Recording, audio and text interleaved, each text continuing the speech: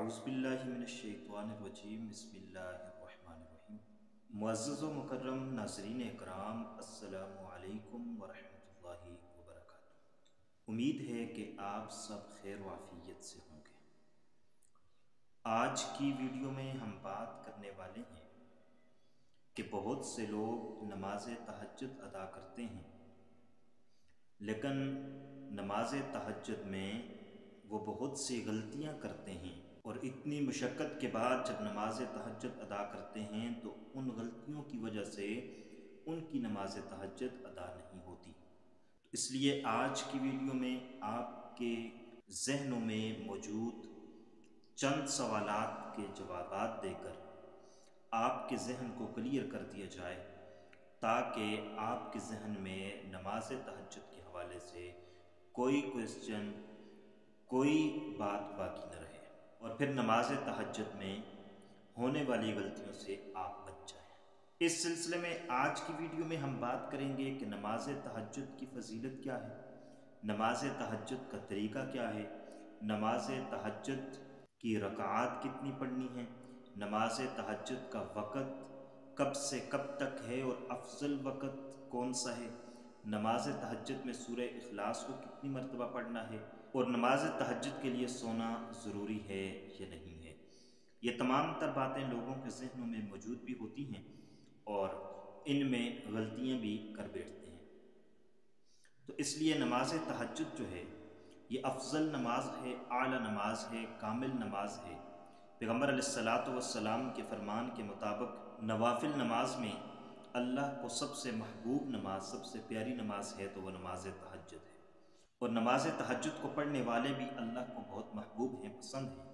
یہ اللہ والوں کی نماز ہے، اللہ کے خاص بندوں کی نماز ہے۔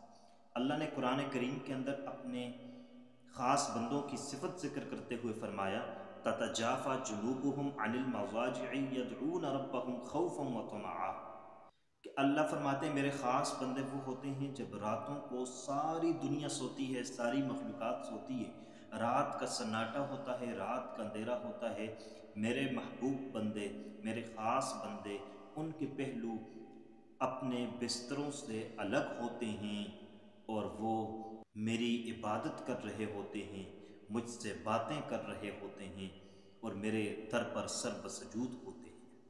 یہ وہ وقت ہوتا ہے جس میں دعا قبول ہوتی ہے، یہ وہ وقت ہوتا ہے جس میں اللہ عبادت کرنے والوں کو پسند کرتے ہیں، یہ وہ وقت ہوتا ہے جس میں اللہ کے بندے اللہ کی تسبیح بیان کرتے ہیں اور استغفار کرتے ہیں، دعائیں مانگتے ہیں۔ یہ وہ وقت ہوتا ہے جب رب تعالیٰ خود اپنے بندوں کو کہتے ہیں کہ ہے کوئی مجھ سے مانگنے والا تو آئے، میں آج اس کی دعاؤں کو قبول کروں، ہے کوئی رزق کا طلبگار تو آئے، میں آج اس کو جولیاں بھر بھر کے رزق عطا کر دوں، ہے کوئی معافیاں مانگنے والا آج اس کو معاف کر دوں۔ اب اس کے چند مسائل آپ اپنے ذہن میں رکھیے۔ نماز تہجد کا وقت جو ہے یہ کب سے کب تک ہے اور افضل وقت کون سا ہے؟ نماز تہجد کا وقت نماز عشاء کے بعد شروع ہو جاتا ہے، عشاء سے لے کر فجر داخل ہونے تک یہ تہجد کا وقت ہے۔ جو ہی فجر داخل ہو گئی، اذان بعد میں ہوتی ہے، فجر پہلے داخل ہوتی ہے، جو ہی فجر داخل ہوئی وقت ختم ہو گیا۔ اس دوران آپ جس وقت بھی پڑھیں، عشاء سے لے کر فجر تک آپ پڑھ سکتے ہیں، لیکن افضل وقت جو ہے وہ رات کا آخری حصہ ہے، آخری پہر ہے۔ تو رات کے آخری حصے میں آخری پہر پڑھنا یہ افضل اور اعلیٰ وقت ہے۔ اب نماز تہجد کے لیے سونا ضروری ہے یا نہیں؟ تو نماز تہجد کے لیے بعض علماء کہتے ہیں کہ سونا ضروری ہے، اور بعض کہتے ہیں کہ سونا ضروری نہیں ہے، اس میں اختلاف ہے۔ اور جو علماء یہ کہتے ہیں کہ نماز تہجد کے لیے سونا ضروری نہیں ہے، تو وہ یہ بھی کہتے ہیں کہ سونا افضل ہے لیکن ضروری نہیں ہے۔ یعنی کوئی بندہ اگر ساری رات جاگتا رہا اور وہ سو ہی نہیں سکا تو وہ بھی اٹھ کر نماز تہجد پڑھ سکتا ہے، لیکن افضل یہ ہے کہ سونے کے بعد نماز تہجد پڑھی جائے، کیونکہ اس نماز کی فضیلت ہی اس لیے اتنی زیادہ ہے کہ ایک بندہ رات کو سوتا ہے اور اپنی نیند قربان کرنے کے بعد نماز تہجد ادا کرتا ہے، لیکن اگر کوئی بندہ بغیر سوئے بھی نماز تہجد پڑھتا ہے تو انشاءاللہ العزیز اللہ پاک اس کو نماز تہجد کا مکمل اجر و सवाब अता फरमाएंगे। अब ये सवाल कि नमाज तहज्जुद में सूरह इखलास कितनी मरतबा पढ़नी है, और लोगों के जहन में ये बात होती है कि नमाज तहज्जुद में सूरह इखलास पहली रकत में 8 मरतबा, दूसरी में 7 मरतबा, तीसरी में 6 मरतबा इस तरह पढ़नी चाहिए। तो आप अगर नमाज तहज्जुद की हर रकत में एक एक मरतबा भी सूरह इखलास पढ़ लेते हैं तो आपकी नमाज तहज्जुद हो जाएगी। और नमाज तहज्जुद के अंदर सूरह इखलास के अलावा कोई और सूरत पढ़ेंगे तब भी नमाज हो जाएगी।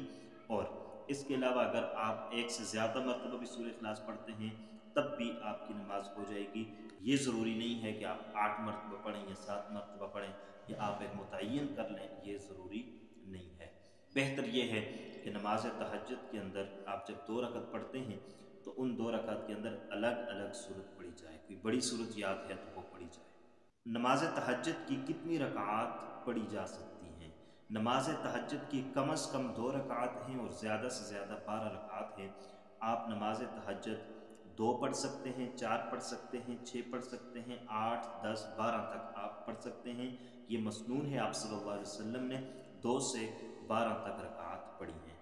नमाज तहज्जुद का तरीक़ाकार क्या होगा? तो नमाज तहज्जुद का तरीका वही है जिस तरीके से हम आम नमाजें अदा करते हैं, कि आप नीयत करेंगे, दिल में इरादा करेंगे कि 2 रकत नमाज तहज्जुद अदा कर रहा हूँ, अल्लाह तबारक व तआला के वास्ते पढ़ता हूँ, मुँह मेरा तरफ काबतुश शरीफ़ा, अल्लाहु अकबर, तकबीर तहरीमा है, उसके बाद आपने सना पढ़नी है, सूरह फातिहा मिलानी है, साथ आपने सूरत मिलानी है, उसके बाद आपने रुकू में चले जाना है, तस्बीहात पढ़नी है, फिर आपने कौमा करना है, उसके बाद आपने 2 सजदे करने हैं, उनके अंदर तस्बीहात पढ़नी है, और उसके बाद पहली रकत भी इसी तरह, दूसरी रकत भी इसी तरह अदा करनी है।